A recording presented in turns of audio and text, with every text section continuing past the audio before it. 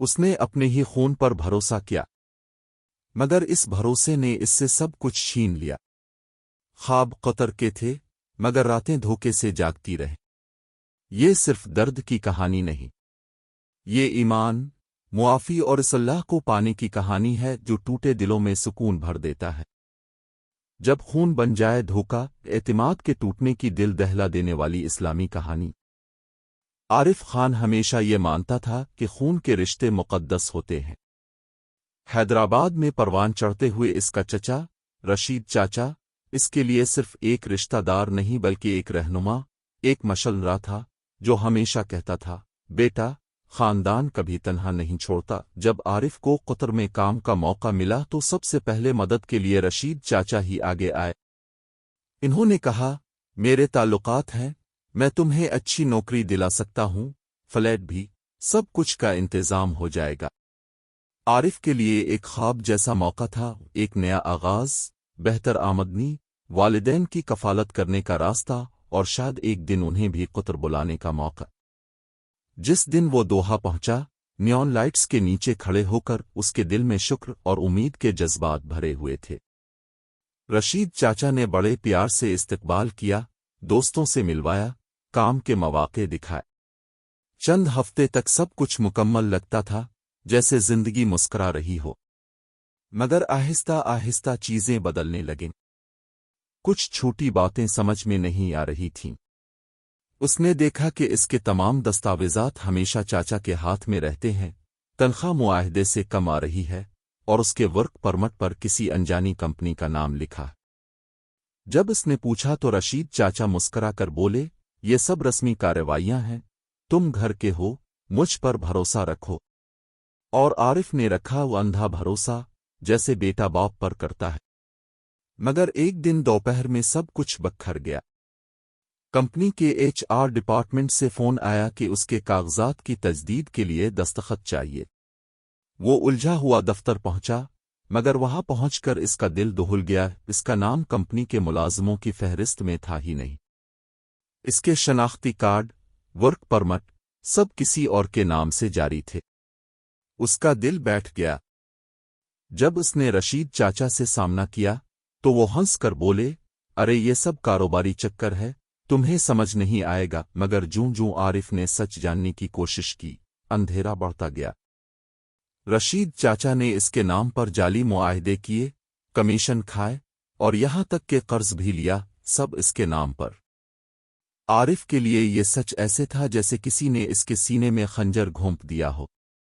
چاچا، آپ نے میرے ساتھ یہ کیوں کیا؟ اس نے ٹوٹتی ہوئی آواز میں کہا۔ بوڑھا آدمی نظریں چارا کر بولا، عارف، تم نہیں سمجھو گے، اس دنیا میں ہر کوئی اپنا سوچتا ہے۔ یہ الفاظ اس کے دل پر ایسے لگے جیسے بجلی گر گئی ہو۔ اس رات سے عارف کے لیے قطر بھی اجنبی ہو گیا، اور وہ خود اپنے لیے بھی۔ وہ ایک چھوٹے سے کمرے میں رہنے لگا، اپنی ٹوٹی ہوئی شناخت سمیٹنے کی کوشش کرتے ہوئے۔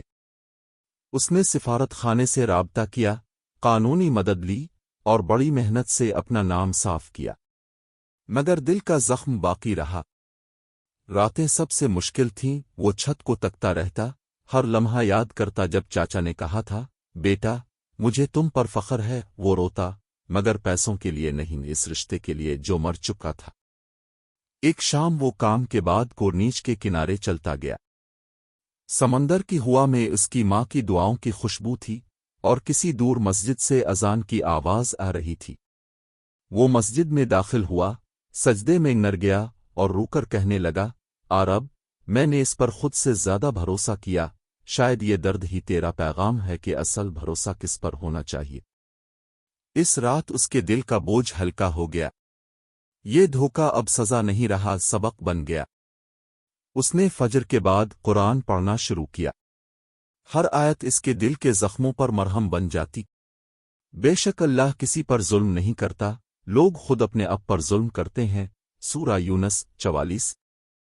اس نے سمجھا کہ کبھی کبھی اللہ دھوکے اس لیے آنے دیتا ہے تاکہ تمہارا تعلق غلط لوگوں سے ٹوٹ جائے۔ وقت گزرتا گیا، عارف نے ہمت نہیں ہاری۔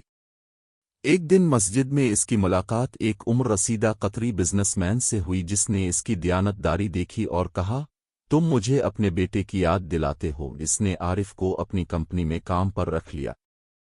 یہ لمحہ گویا اللہ کا انعام تھا، اس نے نقصان کے بدلے رحمت دے دی۔ جب زندگی دوبارہ سنبھلنے لگی تو رشید چاچا کے میسج آنے لگے، میں غلط سمجھا گیا، میں معافی چاہتا ہوں۔ مگر عارف نے جواب نہیں دیا۔ اس کے دل میں معافی تھی، مگر اعتماد دفن ہو چکا تھا۔ وہ چاچا سے نفرت نہیں کرتا تھا، بلکہ اس پر ترس کھاتا تھا۔ وہ شخص کیا جس نے چند دراموہے کے لیے اللہ کا خوف کھو دیا۔ وقت گزرتا گیا۔ عارف نے والدین کو پیسے بھیجنے شروع کیے، بلکہ خاموشی سے چاچا کے کچھ قرض بھی ادا کر دیے بغیر کسی کو بتائے۔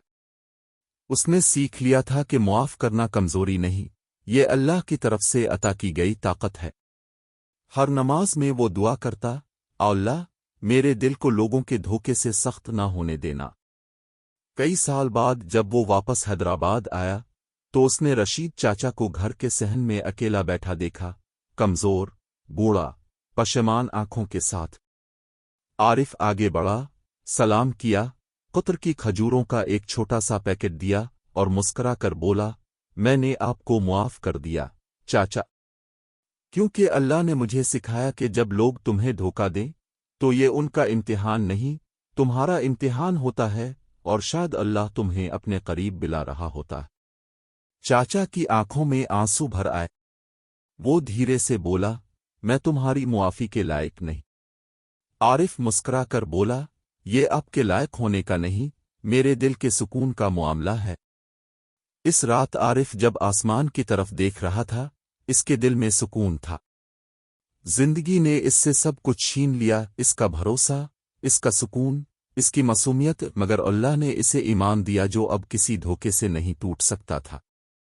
اس نے جان لیا تھا کہ ہر خون کا رشتہ خلوص سے نہیں جڑا ہوتا، اور ہر دھوکہ عذاب نہیں، کبھی کبھار یہ اللہ کی رحمت ہوتی ہے جو دکھ کی شکل میں آتی ہے۔ عارف کی کہانی انتقام نہیں بلکہ اصلاح کی کہانی بنی۔ وہ اب ہر بار سمندر کے کنارے چلتے ہوئے سرگوشی کرتا، اے اللہ، تیرا شکر ہے کہ تو نے مجھے اس چیز سے بچایا جسے میں اپنی ضرورت سمجھتا تھا۔ اس کے آنسو اب کڑوے نہیں رہے، ان میں ایمان کی مٹھاس گھل گئی تھی۔ اور اگرچہ اس نے وہ زخم کبھی بھلایا نہیں، مگر اسے اپنی ڈھال بنا لیا ہے، یاد دہانی کے طور پر کہ اللہ کا ہر منصوبہ، چاہے وہ دکھ سے بھرا ہو، ہمیشہ کامل ہوتا۔ اگر آپ کو بھی کبھی کسی اپنے کے دھوکے نے توڑا ہو، یاد رکھیں، اللہ کبھی درد کو ضائع نہیں جانے دیتا۔ وہ ہر نقصان کے بدلے کچھ بہتر عطا کرتا ہے۔ اس کہانی کو شیئر کریں تاکہ لوگ یاد رکھیں کہ انسانوں پر بھروسہ ٹوٹ سکتا ہے، مگر اللہ پر بھروسہ کبھی نہیں ٹوٹتا۔ دین ان منٹ کو سبسکرائب کریں اور اپنے دل کو اس ذات سے جوڑے رکھیں جو کبھی دھوکہ نہیں دیتی۔